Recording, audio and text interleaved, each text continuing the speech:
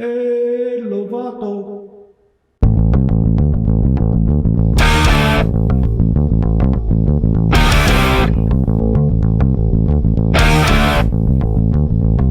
Get sideways!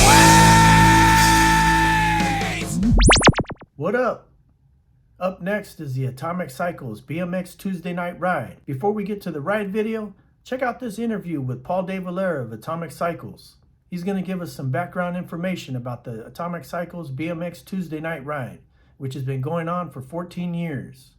If you're ever in the San Fernando Valley, make sure you check out his Atomic Cycles bike shop for all your bike needs. He's a rad dude, one of my favorite people, and his rides are definitely my favorite. Portions of the route in this video were not recorded due to the darkness and the challenging terrain. I had to keep both hands on the handlebars so I didn't kill myself. I hope you enjoy this video. Hey, I'm here with Paul de Valera from Atomic Cycles. He hosts a number of bike events throughout the year, one of which is BMX Tuesday, and he's going to give us a little info about BMX Tuesday. We formed the ride, me and this guy Marshall, I want to say 13, 14 years ago. 3 or 4 months or so before the first 4130 ride. Yeah. They came and checked out our ride and said they were going to organize a ride. So cool. It's always been small. Yeah. We don't really do any social media, and we actually have a rule: no cupcaking. Like, you're not allowed to play with your phone. Yeah. You play with your friends. So yeah. This is, the ride's over, but yeah, Mm-hmm. it's not about the advertising. It's about just doing it. Yeah. So over time, the ride got more difficult. We started getting stronger. A lot of us are mountain bikers as well. So we started cutting into trailheads and stuff, getting into the hills and, going up and then diving down some single track or something. And it's pretty much become a constant. Like the ride that we did tonight that you'll probably see some footage of would be considered a very an easy ride for us. Mm-hmm. So 20 miles and a fair amount of climbing is kind of regular for us. Yeah. We have gone further. So yeah, they're a bit more intense, I'd say, physical wise, and more challenging than a lot of the other rides that I've been on. Mm-hmm. And people tend to show up and they'll stick with it, and most of them, they ride once and we never see them again. Yeah. And it's not about being elitist or anything. It's just this is our level. This is what we're doing. This is fun for us.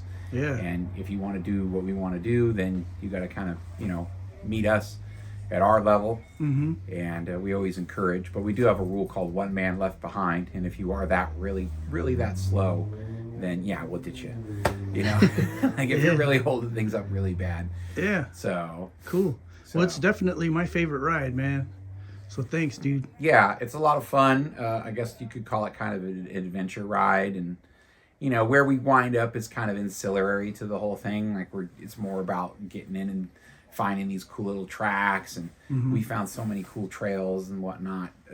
Just exploring the valley and seeing everything it has, and we've done some really crazy rides, and found all kinds of things that I didn't know existed before, and connected trails together to neighborhoods, and you'd be cutting through a bunch of them and whatnot. So cool. Yeah, pretty fun. So let me grab that thing I was telling you about. But so I just decided to do this, and I made like a zine, like a little underground magazine called Will You Find the Pathway to Radness. Yeah. And it was written like those chick books, those religious books that people throw in your car, Yeah. And it was written in the same vein. And I made like a little package called a Radness kit. You got a long sleeve shirt, everything. But then, so I made this, and this is our rules, And then we went through and don't be a snob, and one man left behind, and ride your bike. So whatever. Okay, we have most of this stuff is silly. It's not really meant to be taken seriously. And then there's the other side. We was knocking over cones, and don't be late. that kind of stuff. Yeah. We used to go do a pilgrimage to Okie Dog out in Hollywood once a year. And if you eat the fries, then you get diarrhea. So but they don't close. They close way earlier now, so we can't do that anymore. And they're obviously not meant to be taken so seriously. It's just for fun, obviously. Yeah, well, it's definitely a lot of fun. I mean, I would say that people say, "Oh, we used to do this when we were kids." Yeah. But I have never, as a child, did the kind of rides that we're doing now. They're way more intense and lengthy and dangerous. Yeah.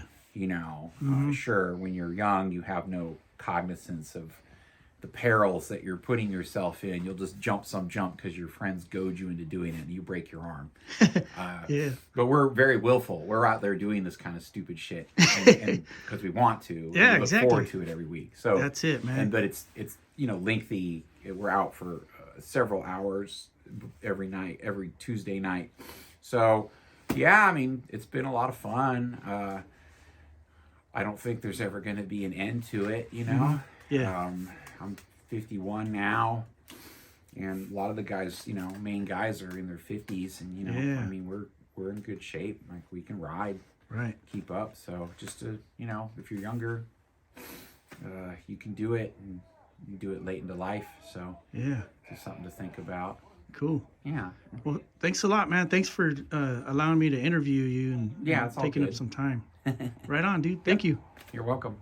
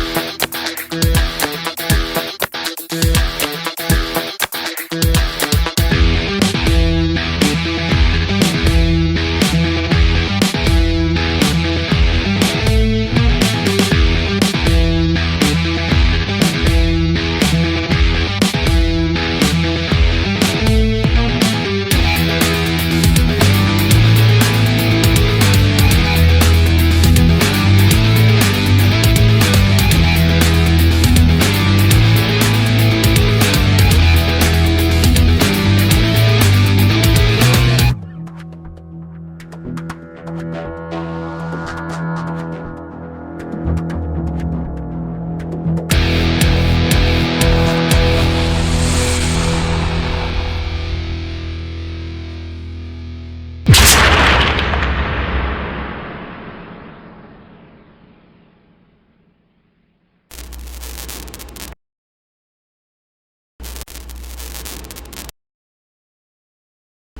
me know what you guys think about this video.